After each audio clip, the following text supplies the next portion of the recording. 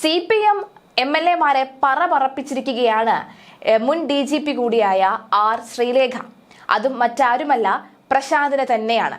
തനിക്ക് രാഷ്ട്രീയം നന്നായി വഴങ്ങുമെന്ന് തെളിയിച്ച മുൻ DGP ആർ ശ്രീലേഖ മുൻ മേയർ ആര്യ രാജേന്ദ്രന് മാത്രമല്ല CPM-ന് ആകെ പണി വരുമെന്ന സന്ദേശം നൽകി രാഷ്ട്രീയ പോരിന് തുടക്കമിടുകയാണ് ശ്രീലേഖ. BJP-യുമായി അകലുന്നുവെന്ന വാർത്തകളെ അപ്രസക്തമാക്കിയാണ് കേരളത്തിലെ ആദ്യ വനിതാ IPS കാരി കൂടിയായ ആദ്യ രാഷ്ട്രീയ ഇടപെടൽ. ഇത് ഞെട്ടിപ്പിക്കുന്നത് വട്ടിയൂർക്കാവിലെ MLA-യും മുൻ മേയറുമായ P പ്രശാന്തിനെയുമാണ്. നിയമസഭാ തെരഞ്ഞെടുപ്പിൽ വട്ടിയൂർക്കാവിൽ ശ്രീലേഖ മത്സരിക്കുമെന്ന റിപ്പോർട്ടിനിടെയാണ് ഈ ഇടപെടൽ. കോർപ്പറേഷനിൽ ഭരണം പിടിച്ചെടുത്തതിന് പിന്നാലെ BJP കൗൺസിലറും MLA-യും തമ്മിൽ ഓഫീസ് മുറിയെ ചൊല്ലി തർക്കം രൂക്ഷമാവുകയാണ്. വട്ടിയൂർക്കാവ് MLA-യും മുൻ മേയറുമായ VK പ്രശാന്തിന്റെ ശാസ്തമംഗലത്തെ ഓഫീസ് ഒഴിയണമെന്ന് ആവശ്യപ്പെട്ടാണ് BJP സംസ്ഥാന ഉപാധ്യക്ഷയും മുൻ IPS ഉദ്യോഗസ്ഥയുമായ വാർഡ് കൗൺസിലർ ആർ ശ്രീലേഖ രംഗത്തെത്തിയത്. ശനിയാഴ്ച രാവിലെ ഫോണിലൂടെയാണ് ശ്രീലേഖ MLA-യോട് ഈ ആവശ്യം ഉന്നയിച്ചത്. കോർപ്പറേഷൻ കെട്ടിടത്തിൽ പ്രവർത്തിക്കുന്ന MLA ഓഫീസ് തനിക്ക് കൗൺസിലർ ഓഫീസായി പ്രവർത്തിപ്പിക്കാൻ വിട്ടു നൽകണമെന്നാണ് ശ്രീലേഖയുടെ വാദം.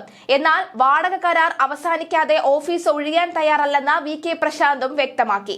LDF ഭരണകാലത്ത് കൗൺസിലർ തീരുമാനപ്രകാരം വാടക നിശ്ചയിച്ച് നൽകിയ കെട്ടിടമാണിതെന്നും 2026 മാർച്ച് വരെ ഇതിന് കാലാവധി ഉണ്ടെന്നും അദ്ദേഹം മറുപടി നൽകി. നിയമസഭാ കാലാവധി കഴിയും വരെ തുടരാൻ 10 മാസം മുമ്പ് തന്നെ കോർപ്പറേഷന് കത്ത് നൽകിയതായും അദ്ദേഹം കൂട്ടിച്ചേർത്തു. MLA-യുടെ കാലാവധി തീരാൻ ഇനിയും സമയമുണ്ടെന്ന് പ്രശാന്ത് പറഞ്ഞപ്പോൾ വീണ്ടും MLA ആയാൽ എന്ത് ചെയ്യും എന്നായിരുന്നു ശ്രീലേഖയുടെ മറുചോദ്യം. തിരുവനന്തപുരം കോർപ്പറേഷനിൽ BJP-ക്ക് ഭൂരിപക്ഷമുള്ള പുതിയ കൗൺസിൽ നിലവിൽ വന്ന സാഹചര്യത്തിൽ കൗൺസിൽ പ്രത്യേക തീരുമാനമെടുത്താൽ MLA-ക്ക് ഓഫീസ് ഒഴിയേണ്ടി വരുമെന്നാണ് റിപ്പോർട്ടുകൾ. കൗൺസിലർമാർക്ക് ഓഫീസ് അനുവദിക്കുന്നത് മേയറുടെ അധികാര പരിധിയിൽ വരുന്ന കാര്യമാണ്.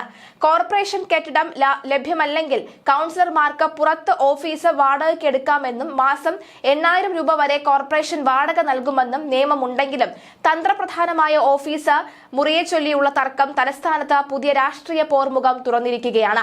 മേയർ പദവി ലഭിക്കാത്തതിൽ അതൃപ്തി പ്രകടമാക്കി മുൻ DGP-യും BJP നേതാവുമായ ആർ ശ്രീലേഖ കഴിഞ്ഞ ദിവസം നമ്മുടെ സത്യപ്രതിജ്ഞ നടക്കുന്നിടയിൽ തന്നെ കോർപ്പറേഷൻ വിട്ടുപോയത് വലിയ ചർച്ചയായിരുന്നു. താൻ അപമാനിതയായി എന്ന വികാരം ശ്രീലേഖ നേതാക്കളോട് പങ്കുവച്ചുവെന്നാണ് വിവരം. ശ്രീലേഖയെ അനുനയിപ്പിക്കാൻ പല ശ്രമങ്ങളും നേതാക്കൾ നടത്തിയെങ്കിലും ഇതൊന്നും ഫലം കണ്ടില്ല. എങ്കിലും സമവായ ശ്രമം തുടരുകയാണ്. ഒപ്പം സോഷ്യൽ മീഡിയയിൽ ആശംസാ പോസ്റ്റ് പോലും ശ്രീലേഖ പങ്കുവച്ചിട്ടില്ല. കഴിഞ്ഞ ദിവസം മേയർ VV രാജേഷും ഡെപ്യൂട്ടി മേയർ ആശാനാഥും ശ്രീലേഖയെ വീട്ടിലെത്തി സന്ദർശിച്ചിരുന്നു. പ്രധാന നേതാക്കളെ കാണുന്നതിന്റെ ഭാഗമായാണ് സന്ദർശനം എന്നായിരുന്നു VV രാജേഷിന്റെ വിശദീകരണം. വെള്ളിയാഴ്ച രാവിലെ മേയറുടെ സത്യപ്രതിജ്ഞ ചടങ്ങ് പൂർത്തിയാകും മുൻപ് ശ്രീലേഖ മടങ്ങിയിരുന്നു. ശ്രീലേഖ കൗൺസിൽ ഹാളിൽ നിന്ന് പുറത്തുപോയത് വലിയ ചർച്ചയായിരുന്നു. ഹാളിൽ രാജേഷിന്റെ സത്യപ്രതിജ്ഞയും ആഘോഷവും നടക്കുമ്പോൾ അതിലൊന്നും ചേരാതെ ആർ ശ്രീലേഖ മടങ്ങിയത് ഹാളിന് പുറത്തേക്ക് ഇറങ്ങി അതിവേഗം വാഹനം വിളിച്ച പോവുകയായിരുന്നു. ശാസ്തമംഗലത്ത് മത്സരത്തിന് ഇറങ്ങുമ്പോൾ തന്നെ സംസ്ഥാന ഭാരവാഹികളിൽ ചിലർ ഭരണത്തിലെ എത്തിയാൽ മേയർ പദവി ശ്രീലേഖയ്ക്ക് വാഗ്ദാനം ചെയ്തു എന്നാണ് വിവരം. അധികാരം പിടിച്ച ശേഷം സംസ്ഥാന നേതൃത്വം ശ്രീലേഖയെ ഉറപ്പിച്ചിരുന്നു.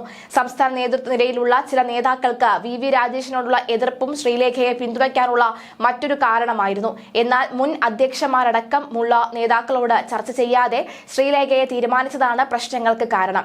K സുരേന്ദ്രൻ ഉൾപ്പെടെയുള്ള നേതാക്കൾ കേന്ദ്ര നേതാക്കളെ വിളിച്ച് കടുത്ത ആശങ്ക അറിയിച്ചതും പിന്നാലെ RSS ഇടപെടലും പദവി രാജേഷിലേക്ക് എത്തിക്കുകയായിരുന്നു. നിലവിലെ സാഹചര്യത്തിൽ ആർ ശ്രീലേഖ കളത്തിലിറങ്ങാൻ തന്നെയാണ് തീരുമാനിച്ചിരിക്കുന്നത്. കാരണം ഈ VV രാജേഷിനെ നോക്കിക്കഴിഞ്ഞാൽ കഴിഞ്ഞ കുറെ വർഷങ്ങളായി 10-15 വർഷങ്ങളായി തിരുവനന്തപുരത്ത് BJP വളർത്തിക്കൊണ്ടുവരാൻ VV രാജേഷിന്റെ നേതൃത്വത്തിൽ വലിയൊരു പോർമുഖം തന്നെ ഒരുക്കിയിട്ടുണ്ട്. മാത്രമല്ല നഗരസഭയിലെ പ്രധാനപ്പെട്ട പലതരത്തിലുള്ള സംഘർഷങ്ങൾക്കും ഒക്കെ തന്നെ അദ്ദേഹം ചുക്കാൻ പിടിച്ചിരുന്നു, പ്രധാന നേതൃത്വം നൽകുകയും ഒക്കെ ചെയ്തിരുന്നു. അപ്പോൾ ആ ഒരു ഘട്ടത്തിൽ താൻ ആരാണ് എന്ന് തെളിയിക്കണമെങ്കിൽ പോരാടി തന്നെ വിജയിക്കണം, പോരാടി തന്നെ തെളിയിക്കണമെന്നുള്ള രീതിയിലേക്ക് മുൻ IPS ഉദ്യോഗസ്ഥ കൂടിയായ ശ്രീലേഖ ഇപ്പോൾ രംഗത്തെത്തിയിരിക്കുകയാണ്. എന്തായാലും മേയർ പദവി ഇരുന്നുകൊണ്ട് മികച്ച പ്രകടനം കാഴ്ചവെച്ചതിന് ജനങ്ങൾ നൽകിയ ഒരു സ്ഥാനമാണ് പ്രശാന്തിന് MLA സ്ഥാനം. അദ്ദേഹത്തിന്റെ ആ ഒരു ഓഫീസ് ഒഴിയണമെന്നാണ് പ്രധാനപ്പെട്ട ആവശ്യം.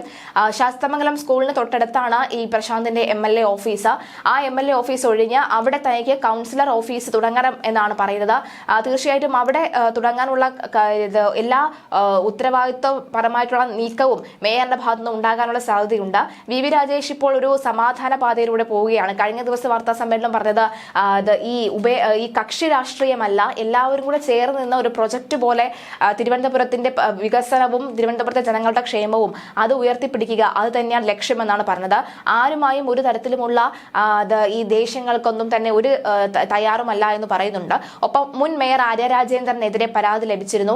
അതിനുള്ള നടപടികൾ നോക്കിയതിനു ശേഷം മാത്രമേ തീരുമാനിക്കുകയുള്ളൂ എന്നും വി രാജേഷ് വ്യക്തമാക്കിയിരിക്കുകയാണ്. എന്തായാലും ഒരു പക്ഷേ വി രാജേഷ് മുൻ മേയർ കൂടിയായ ആര്യ രാജേന്ദ്രനെതിരെ ഒരു പരാതിയുടെ ഒരു തുടക്കം ഒരു പക്ഷേ നോക്കാനുള്ള സാധ്യതയുണ്ട്. എന്തായാലും മുൻ മേയർമാർക്കാണ് ഇപ്പോൾ BJP അധികാരത്തിലേറിയ ശേഷം തലവേദനയായിരിക്കുന്നത്. ഓരോ കണക്കുകളും തീർത്തു തുടങ്ങിയിരിക്കുന്നു എന്ന് വ്യക്തമാവുകയാണ്.